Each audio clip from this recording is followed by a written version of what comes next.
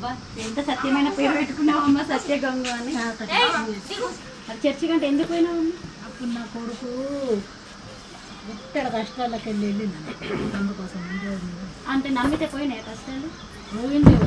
మళ్ళీ రాలే? ఇక మళ్ళీ రాలేవంటే ఇక మా నాన్న చనిపోయిందంటే మరి పెట్టుకున్నాను. కష్టాలు వచ్చినాయా? ఇప్పుడు 26 సంవత్సరాలు మా నాన్న.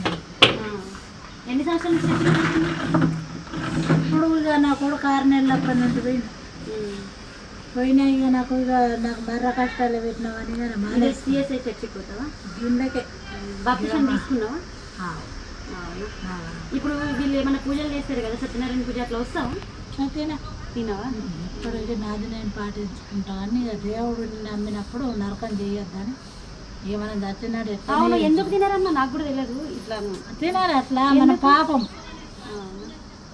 కానీ మా వాళ్ళు మీరు కృష్ణోద్దేశం తింటారు కదా, అది కొందరు తింటారు కొందరు తినరు. లేదు అందరు తింటారు. కొందరు తింటారు కొందరు అందరు తింటారు. అక్క లేదక్క, ఇగో అది నిండు బాప్తిసం శిష్యాన్ని తీసుకున్న వాళ్ళు తినరు. మీరు కాదు, క్రిస్మస్ తీసుకుంటారు. మీరు ఇప్పుడు మనము నాగరంకాల అమెరికాకి వెళ్ళి వచ్చిండు ఆయన పాస్టర్, అచ్చి తీసే మనల్ని నిండు బాప్తిసం అంటే నిండా నీళ్ళలో తిరకం బాప్తిసం ఇట్లా అని నీళ్ళు తిరకరుతారు చూడు, అది వేరే. మరి ఆ ద్రాక్షరసము అది తీసుకుంటే అయితే అస్సలు కళ్ళు ముట్టద్దు. అదే నేను ఏమంటున్నా, నువ్వు తింటావు కరెక్ట్. ఆంటీ మీ అన్న వీళ్ళు ఉన్నారు కదా, నువ్వు క్రిస్మస్ కానీ ఏదైనా చేసినావు అనుకో, వీళ్ళు వస్తారు కదా, నువ్వు ప్రార్థన పెట్టుకుంటారు, పాస్టర్ వస్తున్నారు అంటే వస్తారా? చర్చి కాడ కూడా తినేస్తారు.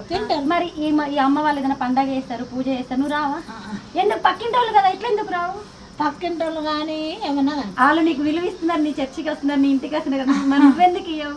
అడుగుతున్నాను, ఏం అనుకోకు, ఒక చుట్టం లాగా అడుగుతున్నా. ఎందుకు తినవు మరి? అందులో లేదు కదా బైబిల్లో తినద్దు అని. అంతేనా? నేను అట్లా అనుకున్నా కాబట్టి తినకన్నా ముందే ఇప్పటికే చర్చికి రానందుకు హెచ్చరిస్తారు. ఏమైనా హెచ్చరించారు? ఏమని అంటారు?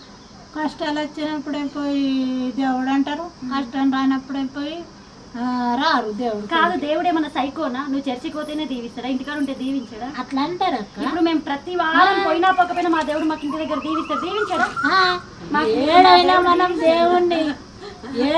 మనం దేవుణ్ణి ఎక్కడైనా మనం ఒకటి మనం కొలిస్తేనే దేవుడు దీవిస్తాడా? దేవుడే కాదు, దేవుడు అవుతాడా? సైకో అవుతాడు అప్పుడు కదా. మా ఆయన అయితే దేవుడికి కొన్నప్పుడు పోయిండు చూపు, కళ్ళు పోయినాయి, కాళ్ళు పోయినాయి, నడకమంటే నడగాలి. అయితే ఇప్పుడు మా వాళ్ళు ఉన్నారు కదా, ఇలా కానీ కొన్ని విషయాలు చెప్తా విను, ఒక 5 నిమిషాలు ఇన్నాక మళ్ళీ నీతో కూర్చొని నేను మస్తు సేపు మాట్లాడేది. సరేనా? నీ కూతురు అనుకో, చెప్పు. సరేనా? నీ కూతురు